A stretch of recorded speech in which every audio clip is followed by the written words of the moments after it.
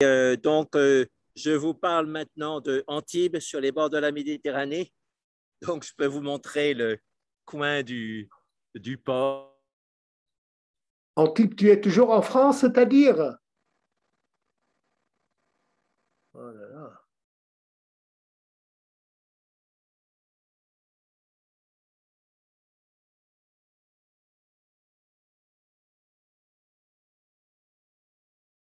يبدو أن الاتصال انقطع مع البروفيسور جاكفيني.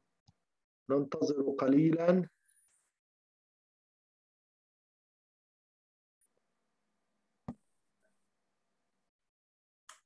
Il a quitté Nice ce matin. Et Antibes, c'est où? Bonjour. Bonjour. Jacques a quitté Nice ce matin. Voilà, alors il est sur la côte, un peu plus loin. Et toi, tu viens d'arriver, hein? Tu n'étais pas là. Je viens d'arriver, je n'étais pas chez moi. Ah, ok, ok. Je viens juste d'arriver. Bah, j'espère qu'il ait une bonne connexion, apparemment, parce qu'il a été coupé plusieurs fois. Oui. On a beaucoup travaillé. Ah, bon courage. Il y a là ce samedi. Donc le programme أذكر أن هذا يوم السبت عندنا إذن الاحتفال الدولي في اليوم العالمي للعنف. سيبدأ حوالي 6:30 بتوقيت بيروت. أرسلت إليكم اللينك الرابط الذي يمكن أن تشاركوا فيه وتتابعوا هذا الاحتفال. سيكون على مدى ليلة كاملة. الكلمة التي سألقيها هي في 9 بتوقيت بيروت. سأتحدث فيها عن اللاعنف وتعليم المهاتما غاندي في لبنان وفي العالم العربي. الكلمة ستكون باللغتين العربية والفرنسية في آن. وبالفعل لا أزال في إطار إعدادها، وقد فوجئت بأن هذا التعليم نجد رسوخا له قديم. أتحدث الآن بانتظار مجيء البروفيسور جاكفيني وسأحدث.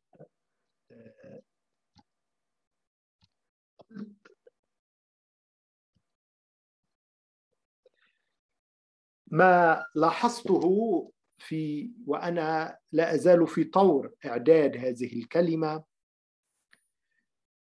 مثلا حياة المهاتما غاندي نجد سنة 1927 في لبنان وهو الأديب المشهور عمر الفخوري قد ترجم كتاب رومان رولان. نعرف أن المهاتما غاندي توفي في 48، إذن قبل وفاة، يعني في ذروة هذه الحركة التي قام بها المهاتما غاندي. كان هناك في العالم العربي مع من يتجاوب ويطرد لطروحات المهاتما ولدعواته في العنف. نجده في لبنان مثلا في بيروت 1927 قد ترجمت سيرته وطبعت في مطبعة ووزعت هدية مع مجلة الكشاف. سنة 1934 في مصر نبدأ بظاهرة أكثر تعبيرا، ولا شك أن مصر كانت على تواصل قوي وعميق مع الهند، فهي كانت أساساً وقناة السويس يعني عقدة مواصلات أساسية للوصول إلى الهند. وكلا البلدين الهند ومصر كان تحت الاستعمار البريطاني. سنة 1931 كان المهاتما غاندي في طريقه إلى لندن ليشارك في المؤتمر الطاولة المستديرة الذي كان سيبحث في مصير الاستعمار البريطاني في الهند. ومرت سفينته كان عليها أن تعبر قناة السويس من المحيط الهندي إلى قناة السويس وصولا بعدها كي تصل إلى لندن، فتوقفت في بورسعيد. هذا التوقف أراد المهاتما غاندي أن ينزل إلى البر، يعني إلى مصر، ويقوم بزيارة لمصر، فرفضت السلطات البريطانية رفضا باتا خوفا من مفعول ومن ترددات زيارة كهذه، لأن مصر نفسها كانت تبحث عن التحرر من هذا الاستعمار. فما الذي حدث؟ بقيت باخرة المهاتما غاندي متوقفة في بورسعيد، وهنا جاء المصريون بأنفسهم ليزوروا المهاتما في باخرته. وهنا كان مثلا رئيس حزب الوفد مصطفى النحاس، كذلك السيدة صفية زغلول زوجة سعد زغلول، ما أرملته بالأحرى بعد وفاة هذا الأخير، وأيضا جاءوا ليرحبوا به. Alors, j'étais encore en train de raconter des histoires en t'attendant, mais est-ce que tu... Oui. Donc, on a eu un problème de connexion. Il a fallu redémarrer le portable, tout ça. Et voilà. Mais en redémarrant, ça marche de nouveau. J'espère que ça ne sera pas coupé encore une fois. Sinon, je ne pense pas là, parce qu'il y a suffisamment de... une autre histoire. Oui, ben, c'est les 1001 nuits pour occuper le sultan. J'ai plus d'histoires à raconter. Oui. J'essaie de motiver les gens pour les garder là. Oui. Voilà. Il y a Thibaut de Toulouse qui arrive en renfort maintenant. Bah, Thibaut, il devait être au début. Il avait des questions la fois dernière et j'ai essayé de répondre à ces questions. Il n'était pas là. Oui. Et Allah. Eh bien, bon, on va commencer par le home. Et alors, donc, le sujet d'aujourd'hui, je vous ai mis les sujets des Zooms. Et donc, aujourd'hui, je reprends une pensée de Tenzin Palmo qu'elle a développée lors du dernier interview, l'humour comme 7e paramita. Donc, on va développer ça avec des méditations guidées et comme 7e qualité parfaite. Voilà. Et donc, oui, écoute, là, ça tombe bien parce que j'ai été en train de travailler un peu sur le Mahatma Gandhi en préparant mon mot. Là, il dit une chose importante et qui m'a retenu beaucoup l'attention. Il dit, si je n'avais pas cet esprit d'humour, j'aurais été suicidé depuis longtemps. Qui ça Tenzin Palmo ou... Non, Gandhi qui dit, si je n'avais pas cet humour, oui, je serais suicidé, j'aurais été suicidé depuis longtemps. Donc, c'est l'humour qui lui fait, en quelque sorte, vivre et continuer en vivant. Oui, c'est important. Hein. إذن je vais traduire موضوع تأملنا اليوم et envoie-moi s'il te plaît donc par email ou par WhatsApp.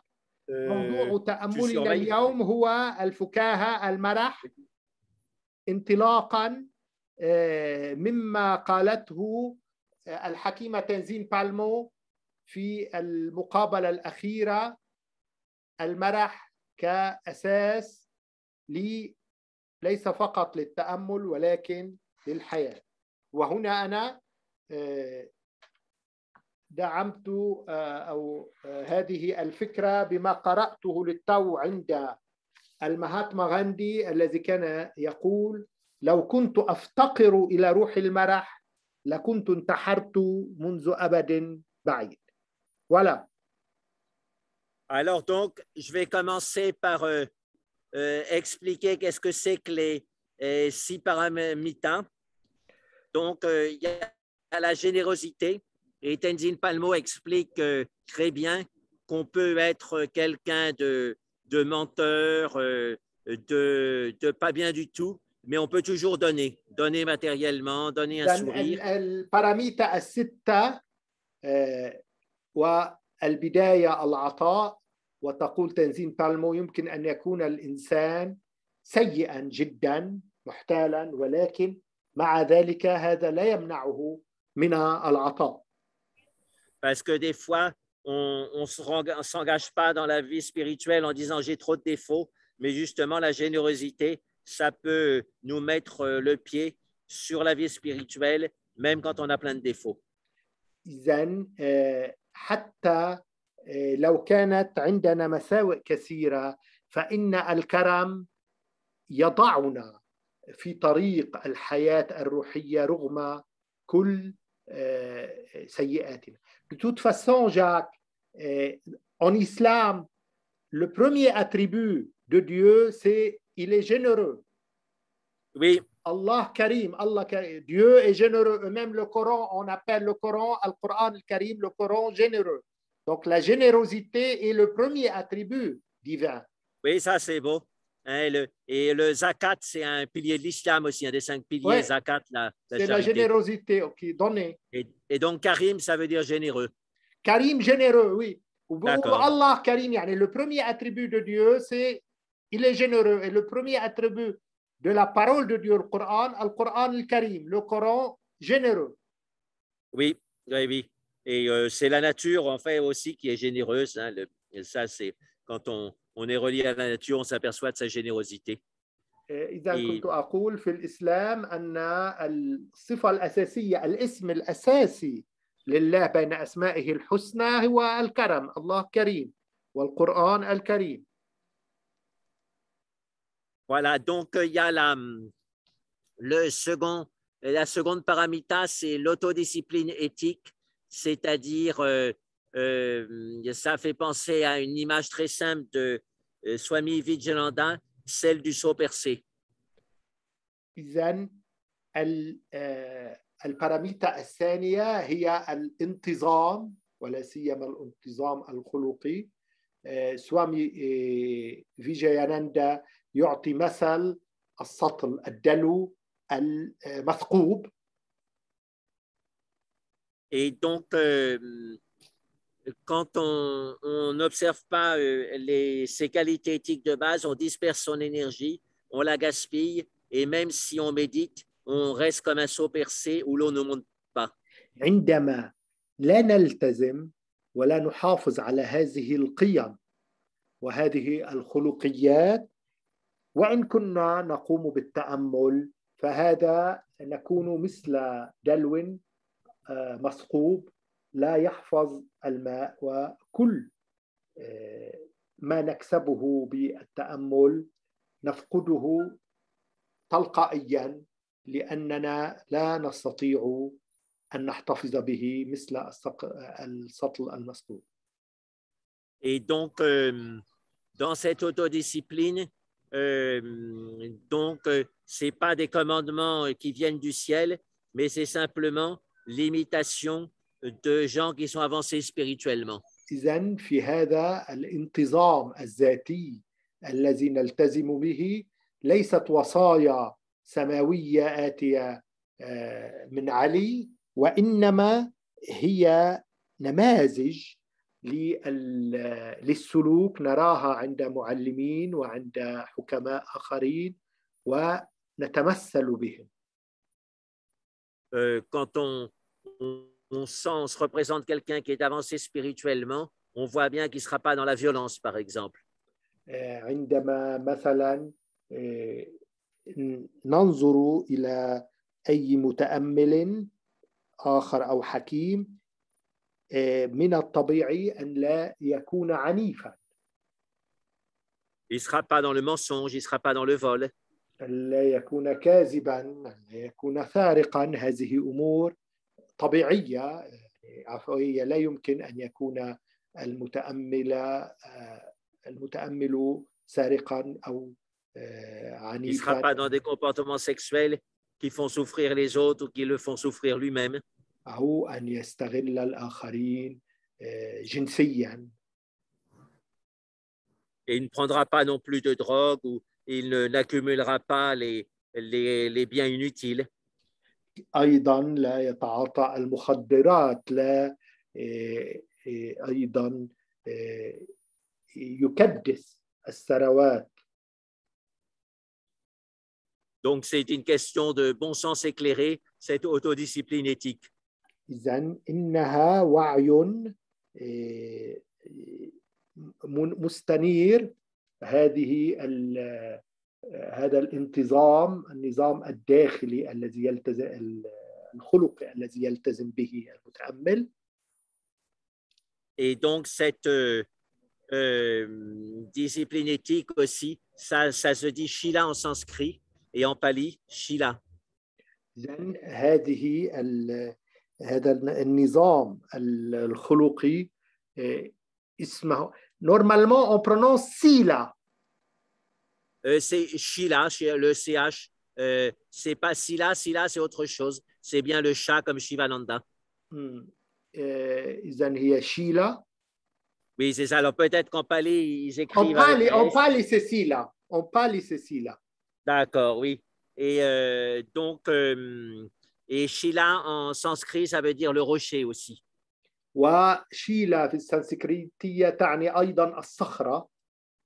Alors, il y a peut-être une question de i long ou bref, je ne me souviens plus, mais en tous les cas, les deux mots sont très proches. Et donc, l'éthique, c'est vraiment un rocher sur lequel on peut se reposer. إذن صخرة وشيلا بمعنى أيضا أن هذه الخلقية هي صخرة نستند إليها. Et donc, ensuite, il y a la patience. Et je sais que Swami Vijayananda et Tenzin Palmo, ils insistent beaucoup sur la patience.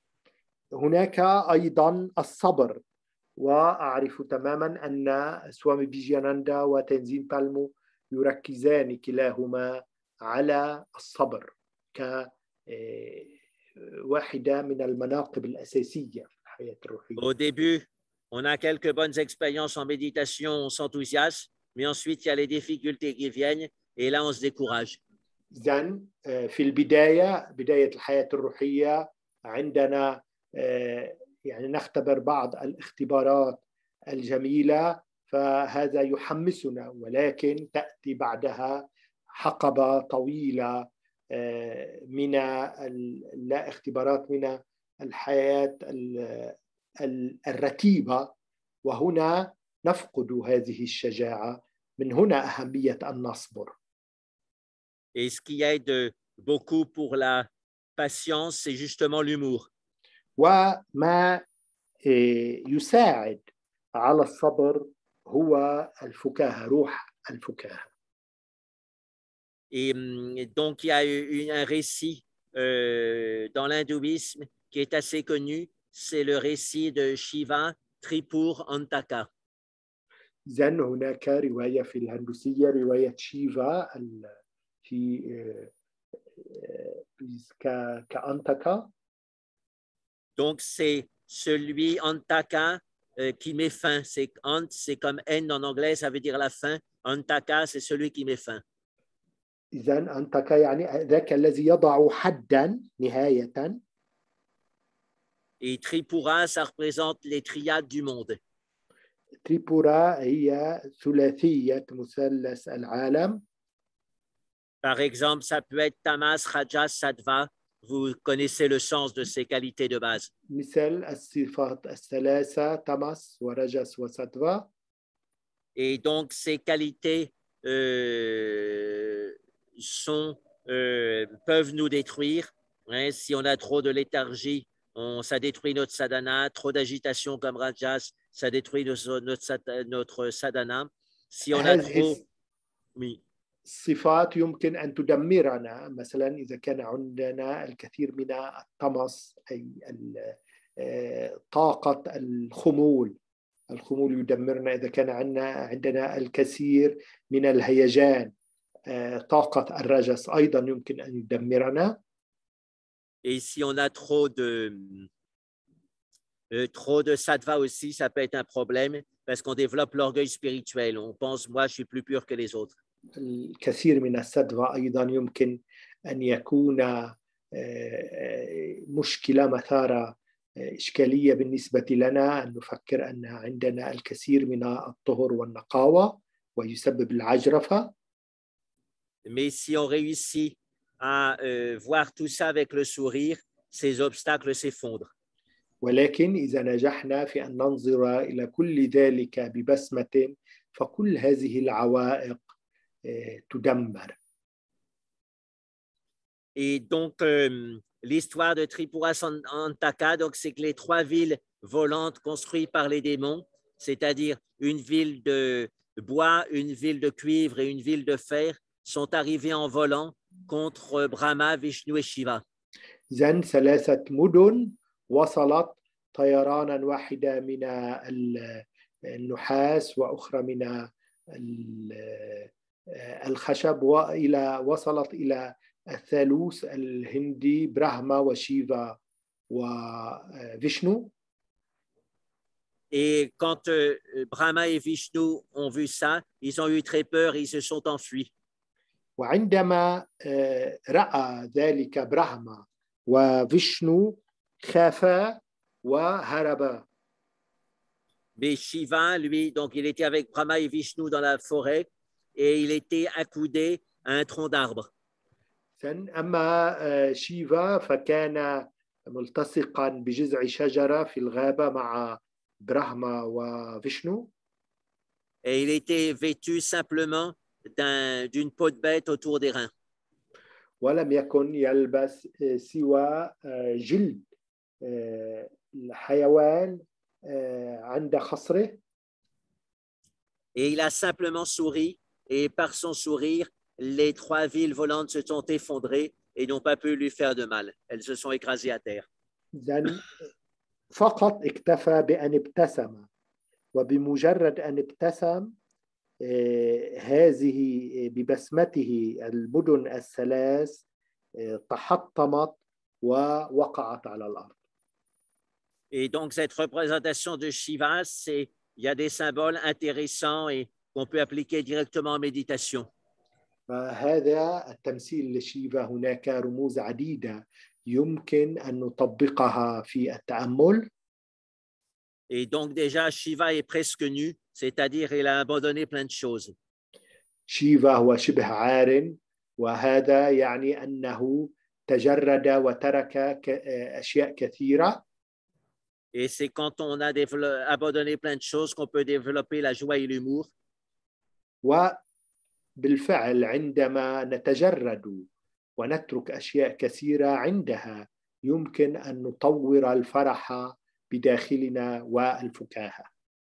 Et qu'on peut dépasser les 3 villes du psychisme, donc léthargie, agitation et orgueil de la pureté.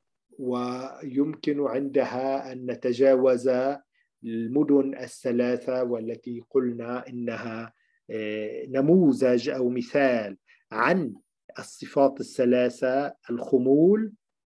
Et qu'on peut dépasser les 3 villes du corps, c'est-à-dire le ventre, le thorax et la tête. ويمكن أن نتجاوز أيضا المدن الثلاثة للجسم هي البطن والرأس والصدر. Et pour mieux abandonner ces 3 villes, il faut savoir se reposer tranquillement sur le tronc d'arbre, c'est-à-dire sur l'axe central, revenir à l'axe central. وكي إذا نتجاوز هذه المدن الثلاثة يجب أن نحسن أن نرتاح على جذع الشجرة أي هو المحور المركزي في الجسم، العمود الفقري.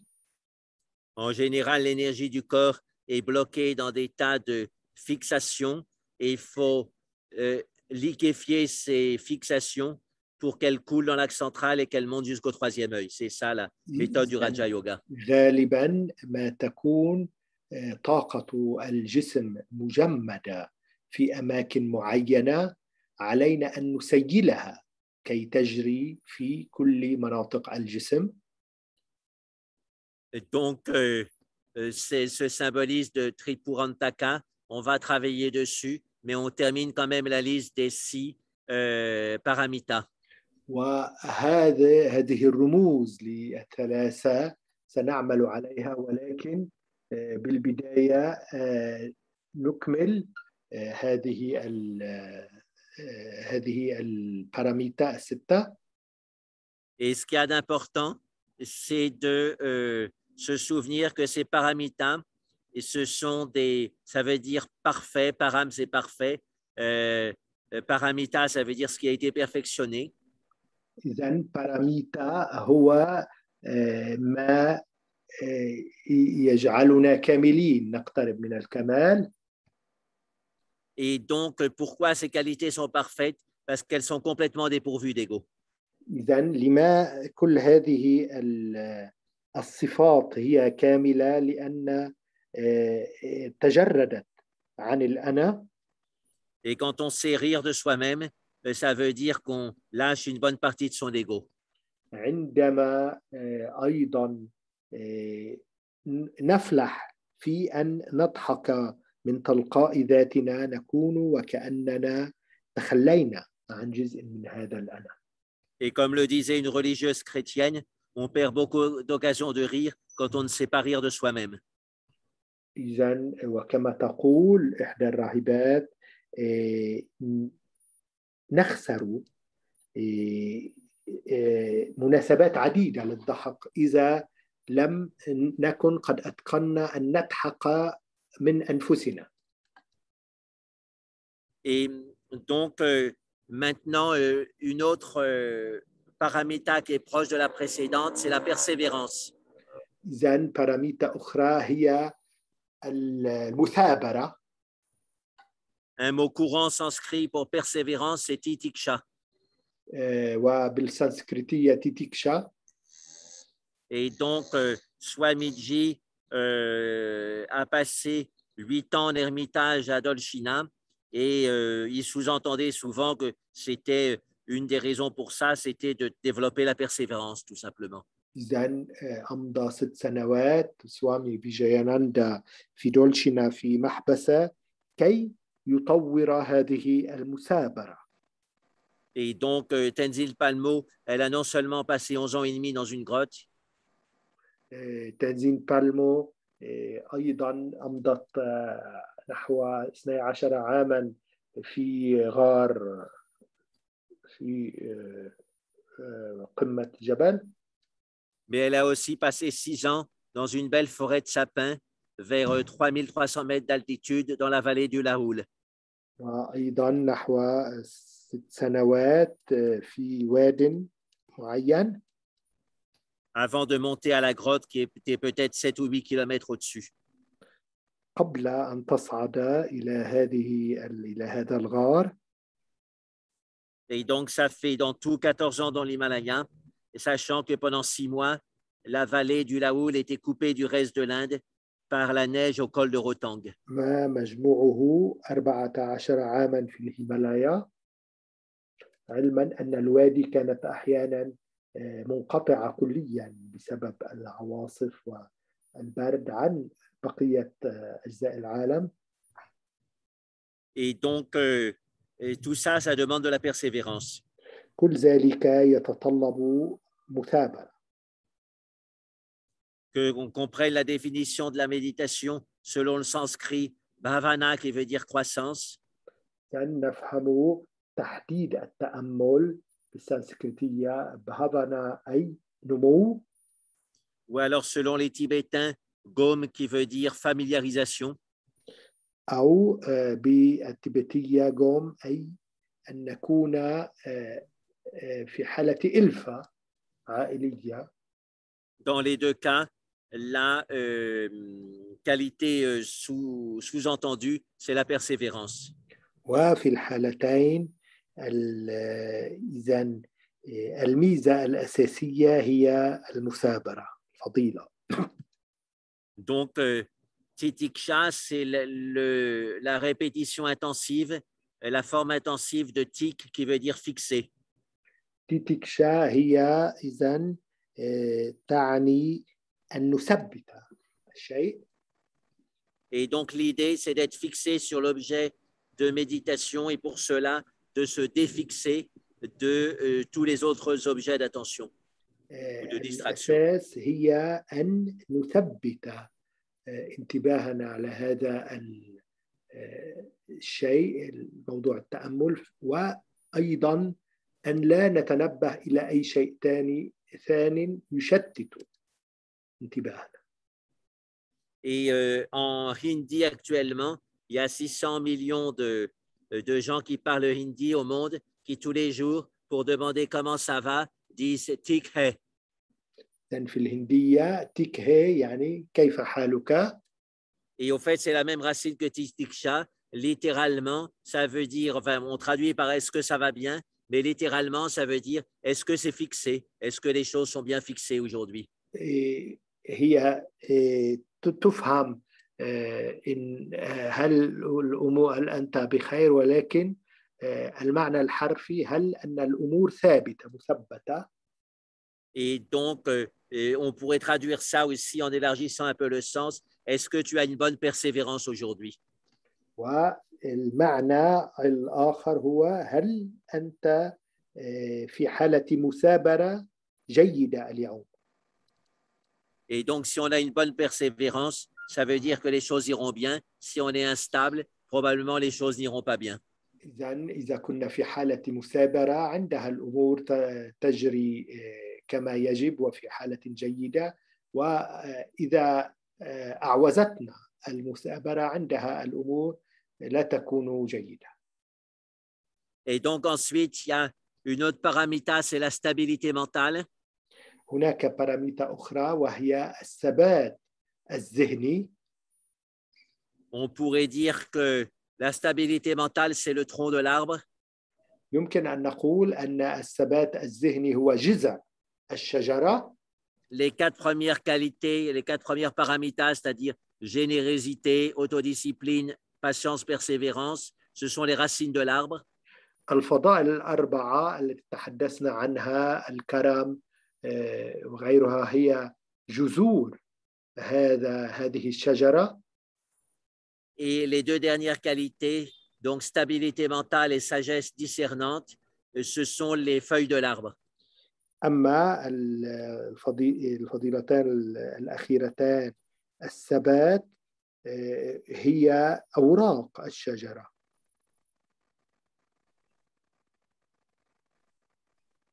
Et donc, il faut avoir l'arbre complet pour avoir une bonne méditation. إذن يجب أن نكون عندنا الشجرة بأكملها كي نخبر تأملا جيدا ومفيدا. Et on pourrait rapprocher ça du Raja Yoga, où on ramène toutes les énergies du corps dans le troisième œil. ويمكن أن نقرب ذلك من الرجا يوغا، حيث نعيد كل قوى التأمل إلى العين الثالثة.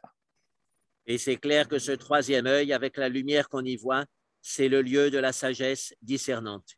وواضح أن هذه العين الثالثة هي مكان الحكمة التي تميز الأمور. Voilà, donc maintenant, on va fermer les yeux et reprendre l'image de Shiva Tripurantaka. إذن الآن نغمض العينين ونستعيد صورة شيفا مع المدن الثلاث. Donc, on fait le home et on sent que le home monte par le tronc d'arbre du milieu, c'est-à-dire l'axe central, et on est comme Shiva qui s'adosse, qui s'accoude à cet axe central. إذا نردد الأوم ونشعر أن هذا الأوم يصعد عبر المحور المركزي ونحن مثل شيفا الذي يتكئ على المحور المركزي.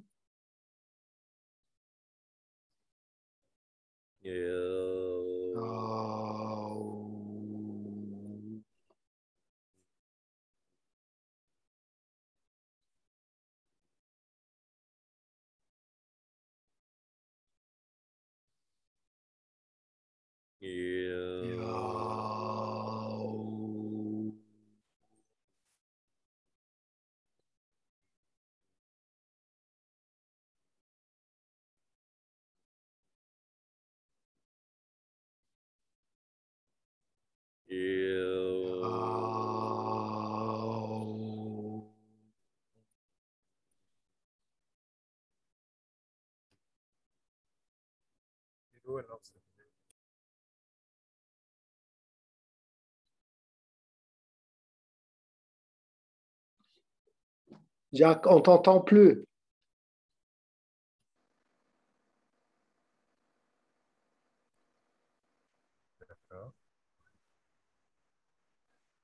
Oui, donc maintenant, on met les deux mains l'une sur l'autre en dianogramme. نضع اليدان يدا فوق أخرى. Et on amène les deux pouces de lumière dans l'axe central. والباهمان نورانيان نقربهما من المحور المركزي.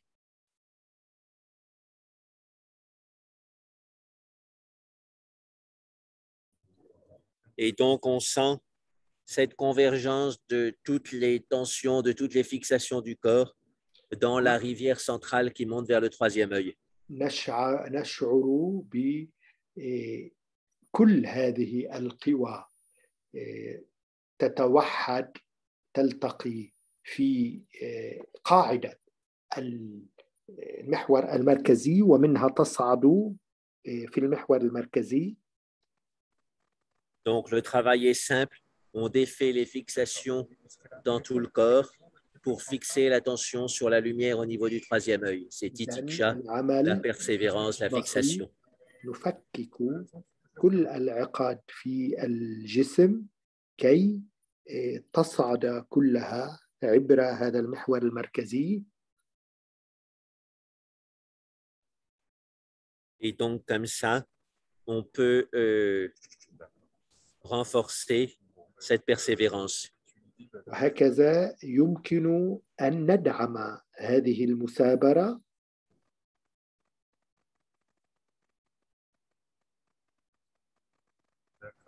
Donc, on persévère pendant quelques minutes tranquillement pour amener toutes les fixations du corps dans une seule fixation au niveau de l'esprit, c'est-à-dire du troisième œil. إذن نثابر كي نعيد نوصل كل هذه العقد في الجسد نحو نقطة واحدة هي العين الثالثة.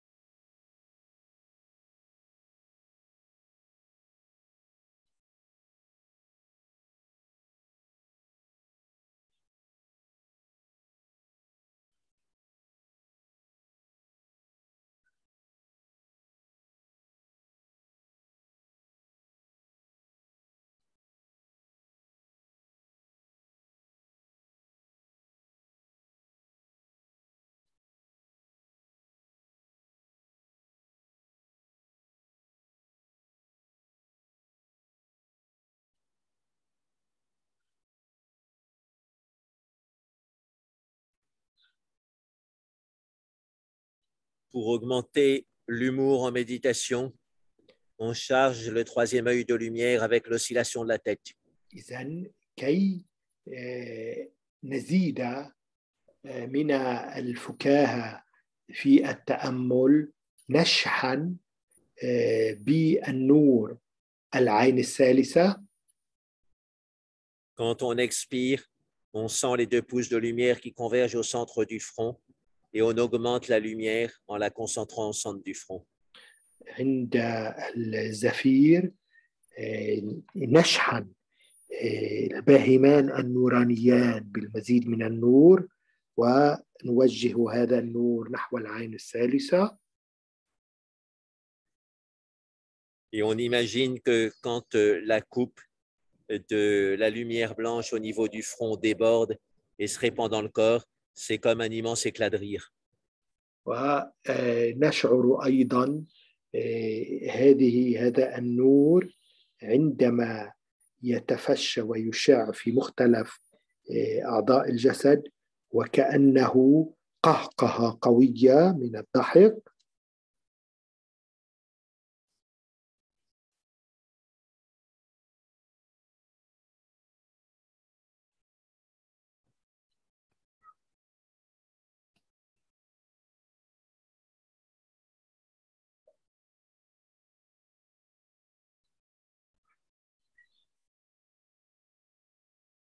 Sur l'inspiration, on remonte la tête. Sur l'expiration, on dirige toute l'énergie du corps et de la tête dans le troisième œil. إذن على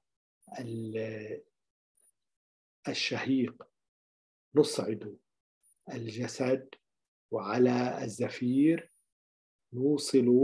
نصعد كل الطاقات نحو الرأس والعين الثالثة. Non seulement on dirige les pouces de lumière vers le centre de la tête, mais aussi la langue qui se dirige vers le centre de la tête dans une sorte de demi-Ketchari Mudra, et aussi les yeux qui louchent en haut et en avant pour regarder le centre de la tête. Donc, il y a 5 convergences, langue, les deux yeux et les deux doigts de lumière.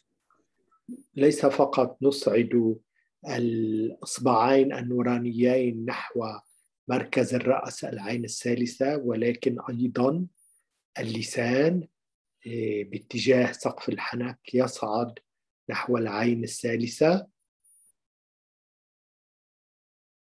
وكذلك العينان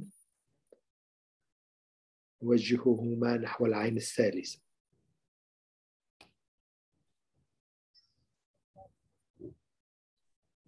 Quand on inspire en redressant la tête, c'est comme si on prenait une distance de l'humour vis-à-vis des choses, une distance d'humour vis-à-vis des choses. عندما نشهق نأخذ نفسا ونعيد الرأس إلى الوراء وكأننا نضع مسافة من الفكاهة مع الأشياء. Et quand on expire, on laisse tout tomber et c'est le rire. وعندما نزفر نسقط كل الأمور ندعها تسقط وهكذا نضحك. Et on a montré que le rire non seulement nous détend, mais aussi que ça aide à retirer l'inflammation. أثبتت الأبحاث العلمية أن الضحك ليس فقط يرخي الجسم والفكر ولكن أيضا يساعد على يعني على علاج الالتهابات.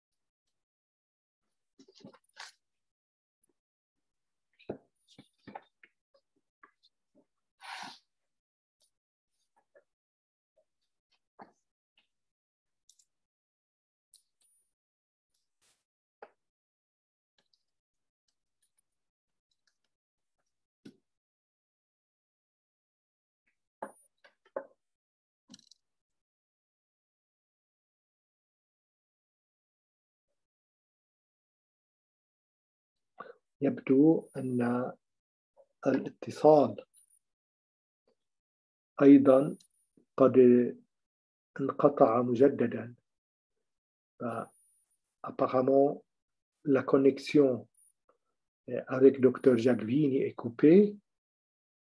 On va attendre, vous continuez à méditer dans le même contexte de l'humour en attendant qu'il vienne.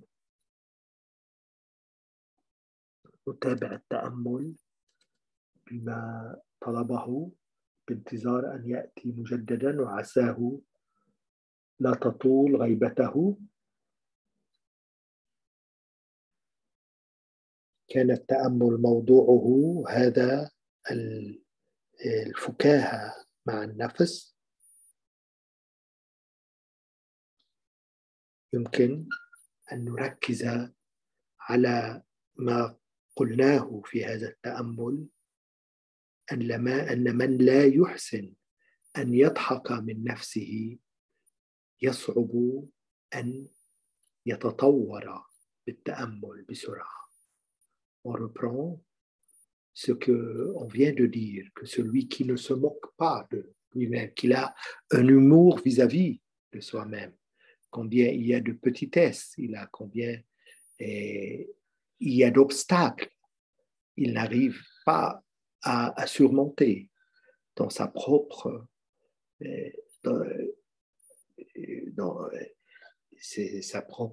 disons, son propre mental.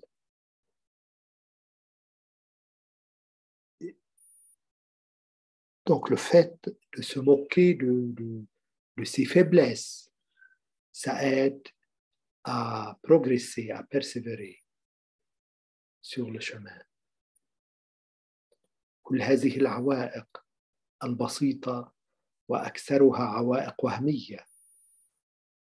عندما نضحك من هذه الإمكانات، العجز المتواصل الذي نعاني منه، فإننا بهذا الضحك ننمو ونساعد أنفسنا على المثابرة وعلى المضي قدما.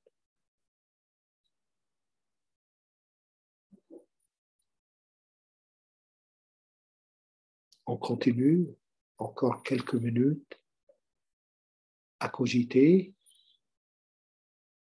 essentiellement sur cet humour qu'on doit avoir de nous-mêmes et vis-à-vis de nous-mêmes.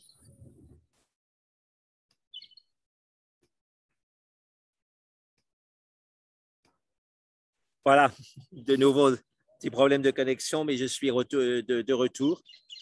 Heureusement que je continue avec humour de raconter des histoires dans ton absence. Ça apprend. C'est une leçon pratique d'inventer des anecdotes et des C'est le câble Internet qui passe entre Antibes et Beyrouth qui a coupé.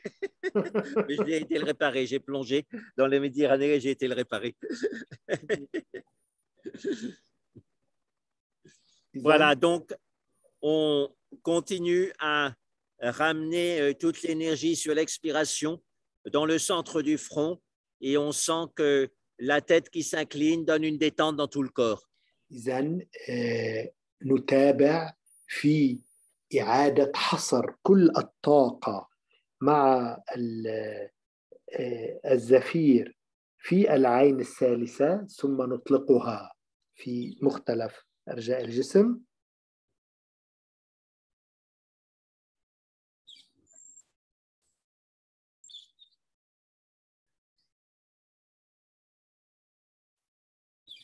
Maintenant, on va pour terminer sur une respiration superficielle et on va réciter une formule. إذن الآن ننهي هذا التأمل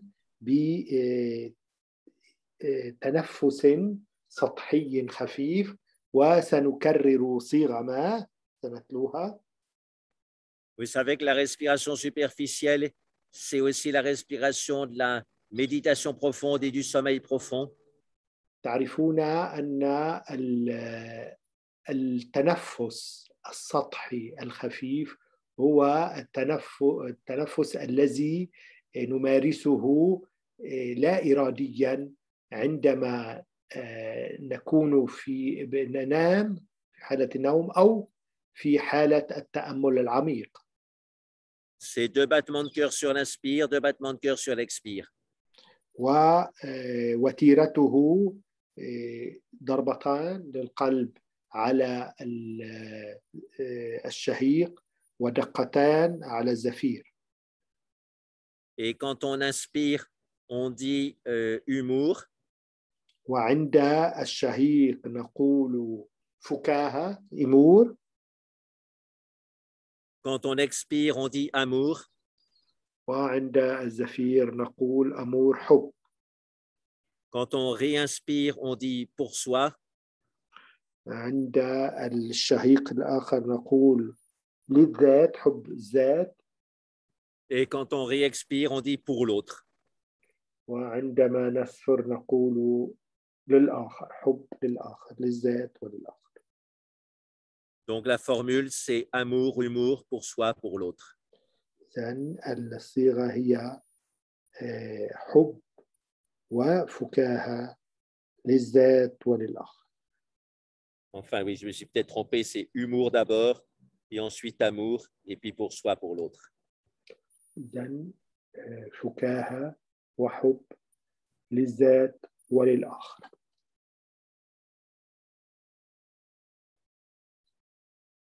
Comme d'habitude, on laisse l'amplitude respiratoire libre sur le rythme fixé des 2 battements de cœur à l'inspire et à l'expire. وكالعادة وتيرة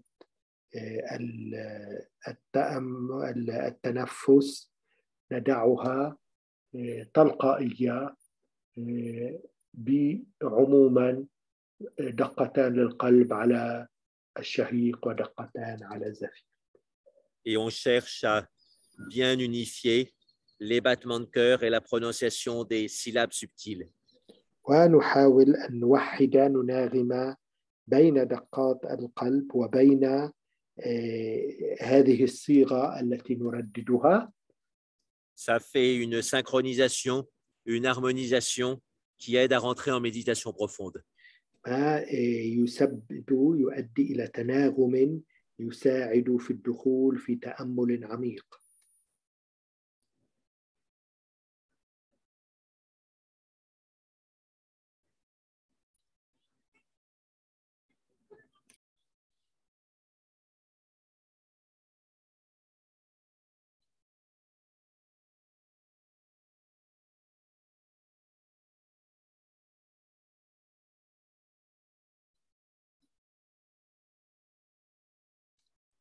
Maintenant, on imagine qu'il y a un gong au niveau du centre du front.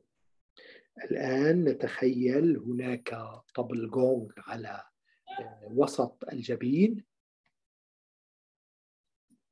Et donc, on fait partir ce gong du centre du front. ونطلق هذا الغونغ من وسط الجبين.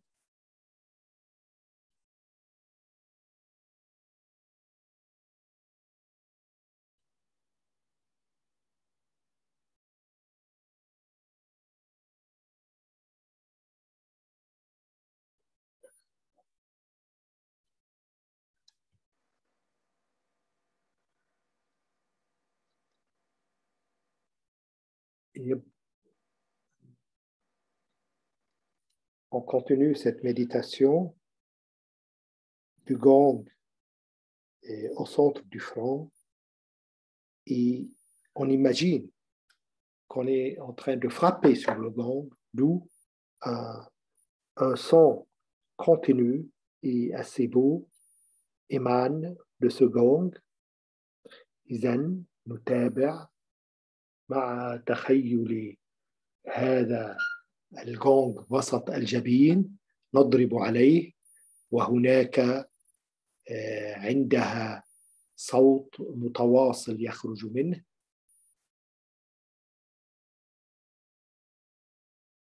نذكر, on se rappelle là de ce que disait normalement les bouddhistes que le son du gong détruit toutes les souffrances.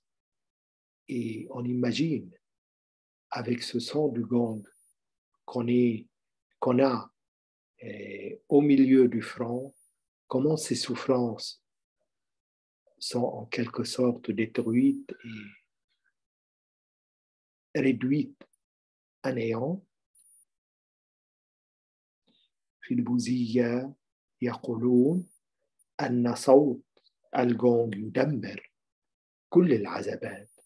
هكذا نتخيل مع هذا التأمل هذا الغونغ المنطلق صوته من وسط الجبين كيف يدمر كل التشنجات والعذابات في الجسم. نوجهه نحو كل هذه المناطق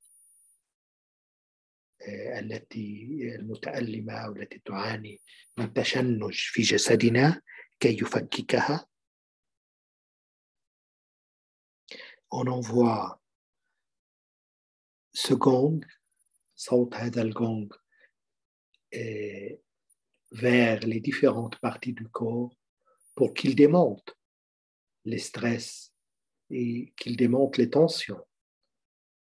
Et on essaie de voir, d'imaginer ces tensions démontées par ce gong.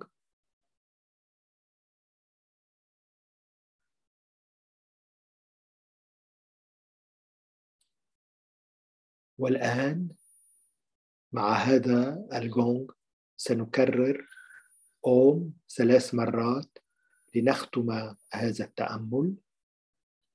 Maintenant, avec et sur le rythme de ce gong, on va répéter l'Om 3 ou 4 fois pour conclure et finir cette méditation. Comme d'habitude, on prend une inspiration profonde et avec l'expiration, on répète le Om.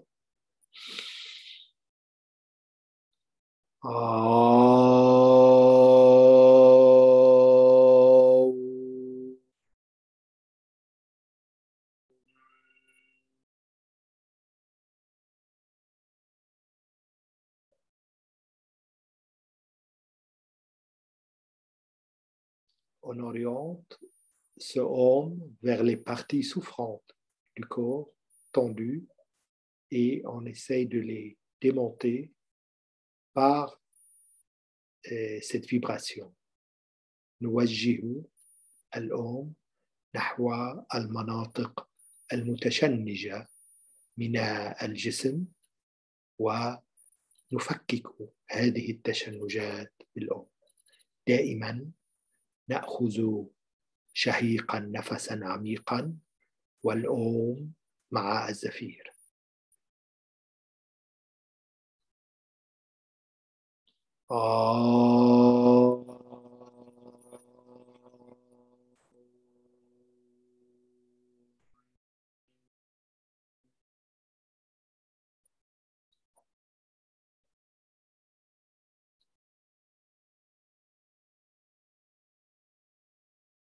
Troisième et dernière fois.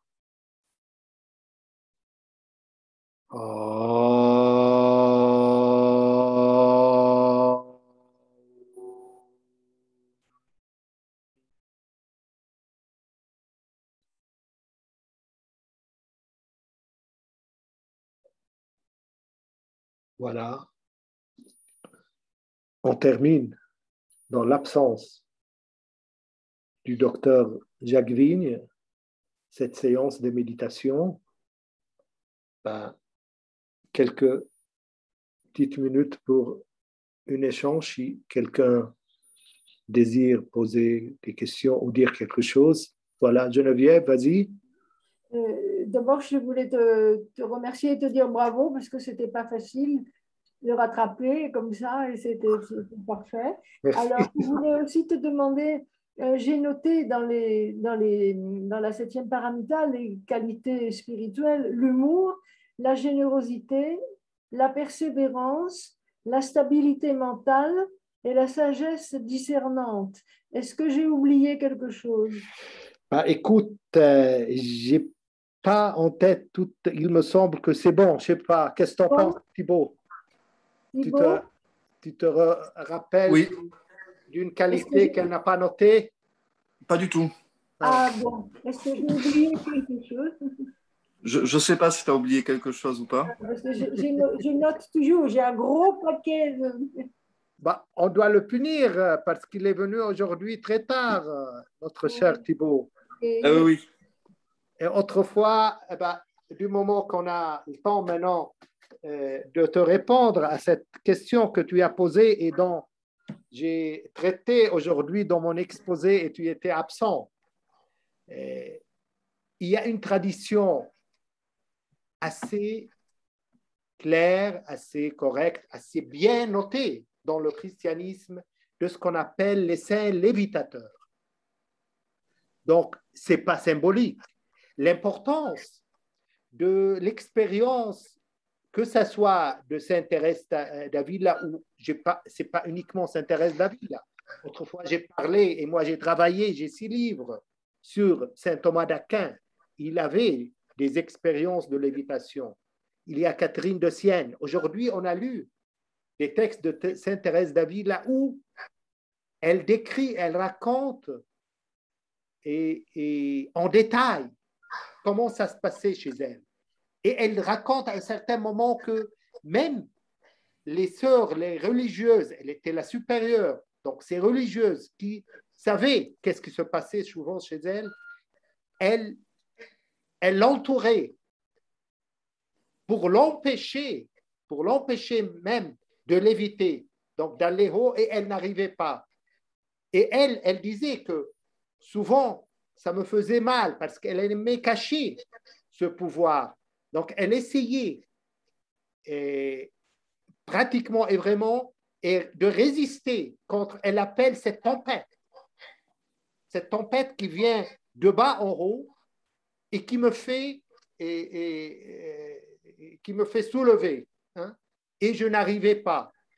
Et elle disait aussi que la différence, quand je résistais à cette, donc, à cette expérience, à cette lévitation, quand je résiste, j'ai plus la conscience et ça fait mal parce que normalement, même dans le yoga, il y a un principe qui dit résister contre une chose, c'est la nourrir. Donc, quand je résiste, je perds conscience.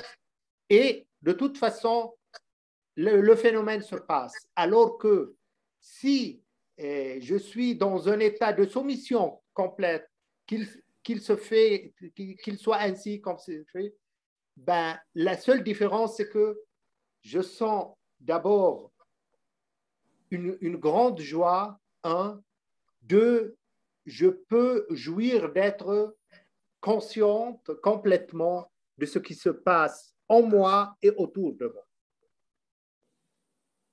Donc, voilà en réponse à la question que tu as déjà posée. L'importance, c'est que ce que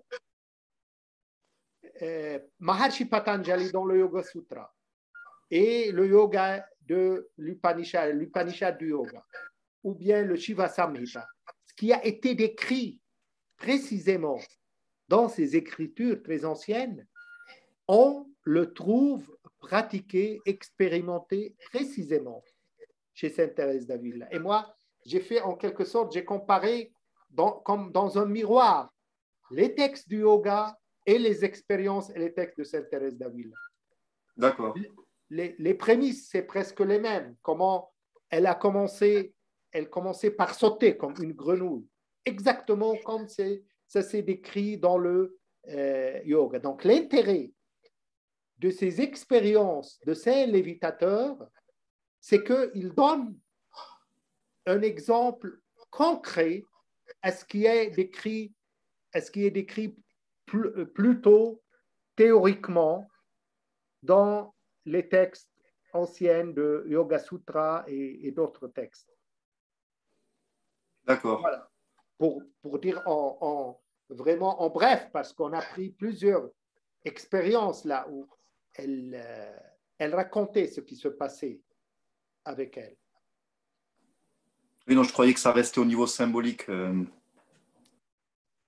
Non, ce n'est pas que symbolique. Oui. De toute façon, il y a d'autres expériences dans le yoga qui ont été même prouvées et même par des recherches scientifiques, comme ces yogis qu'on enterre pendant une quinzaine de jours, exactement comme on mort, et puis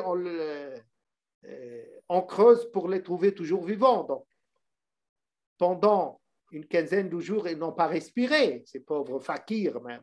Et ça, on les étudie. Moi, j'ai fait 2 années de médecine, et dans la physiologie de la respiration, je me rappelle très bien qu'on nous expliquait que la respiration, on peut s'abstenir de respirer pendant 1, 2, 3 minutes maximum, pas plus, sinon on est mort. Exception faite, il a été noté des expériences avec des fakirs de l'Inde où on a pu noter qu'on a pu les enterrer pendant des jours, même une dizaine de jours, et ils restaient vivants. Et l'interprétation, c'était du professeur toujours, on n'a pas d'explication à ce genre de phénomène. C'est hors de la médecine. Mais ça a été au moins, en quelque sorte, noté et ça a été certifié en tant qu'expérience scientifique sans avoir une expérience, une explication scientifique du fait. Oui, c'est impressionnant. Ouais. Et l'expérience, l'explication de la lévitation, on va continuer la prochaine fois sur un autre pouvoir et j'espère que tu seras là. Ce sera à l'heure. Hein. Un autre pouvoir miraculeux, c'est la prophétie. Et là, c'est un petit peu, je ne dis pas, c'est un peu dangereux parce que qu'est-ce que c'est la prophétie? C'est la spécificité des prophètes dans les religions abrahamiques. Alors que Sainte Thérèse d'Avila, elle parle comment elle a eu des visions du futur, donc comment elle a pu avoir des visions prophétiques. Qu'est-ce qui va se passer? Donc ça, c'est une autre chose et qu'on trouve d'ailleurs dans le yoga. Dans le Yoga Sutra de Patanjali, il y a ce qu'on appelle sutra. C'est des sentences qu'on développe, qu'on répète pour développer ce pouvoir ou cet autre. Il y a un sutra pour le vol, un sutra pour voir l'avenir, un troisième pour être invisible, un quatrième. Jusqu'à quel point on a pu pratiquer ça? On peut lire dans les Écritures des descriptions de ces pouvoirs, mais comment, la grande question se posait, comment utiliser pratiquement ces sutras que Patanjali a récité, a dit, a répété dans le Yoga Sutra, le fameux. Et il y a tout un chapitre spécifique pour le chapitre 4 pour les pouvoirs miraculeux. Et c'est toujours ce qui est encore intéressant, c'est que ça soit dans le christianisme ou bien dans le yoga, il est toujours déconseillé de montrer ces pouvoirs miraculeux. C'est ce que essayait donc Thérèse d'Avila, elle disait que ça la dérangeait que ces pouvoirs sont vus et soient phénoménales pendant les prières, etc.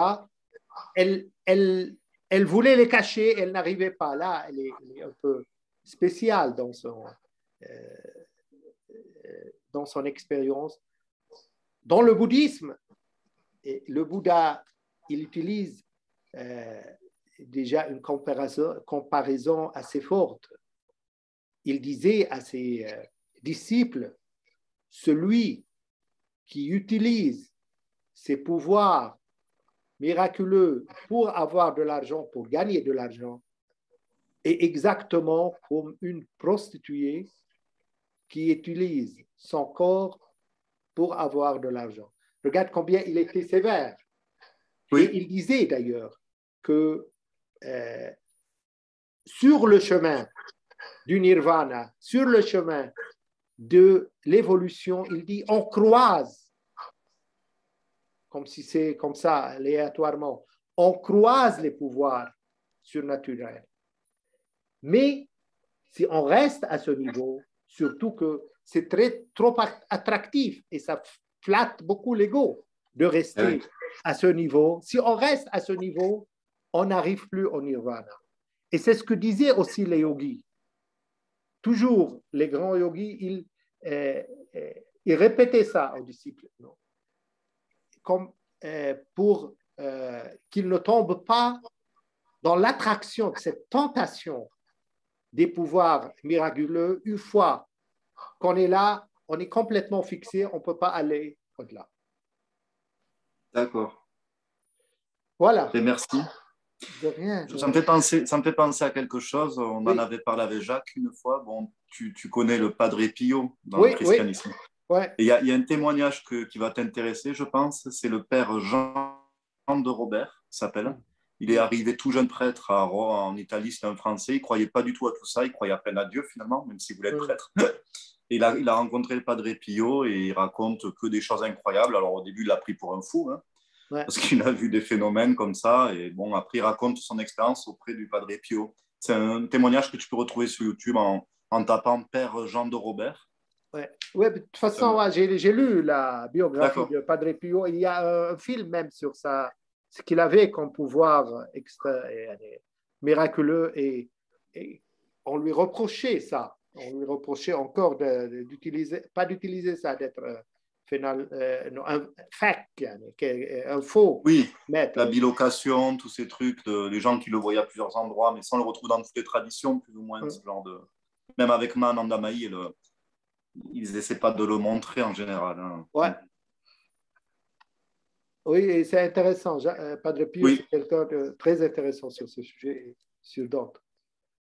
Voilà, je crois que c'est bon maintenant. Si personne n'a plus de questions, on pourra finir. Malheureusement, il a été coupé plusieurs fois, Jacques. Et notre rendez-vous, c'est ce samedi avec la longue soirée de méditation. Donc, dans la journée mondiale de la non-violence, comme on a dit, et je crois qu'on va se retrouver. Oui. Tout le monde est invité à y participer. Et j'espère qu'on serait nombreux dans cette... Oui, on a le programme avec les heures de passage. Je crois que toi, tu passes vers 20h de mémoire. Non, c'est très long, mais enfin, chacun peut choisir ce que bon lui semble et qui va pouvoir persévérer et rester 24 heures, ce n'est pas donné, mais c'est choisir. Voilà. À ce samedi et par la suite, mercredi prochain, et je rappelle, celle d'après, le 13 octobre, on aura notre 4e entretien avec Tenzin Palmo. Ah oui. Dans ce programme, le même programme, celui-là. Voilà. D'accord. Merci, Louis. À samedi. À samedi, merci à tout le monde. Bonne soirée. Jacques a passé un programme, mais c'est tout dedans. Oui, j'ai reçu, Geneviève. Merci. Oui. Merci. Oui. Et voilà, à ce samedi.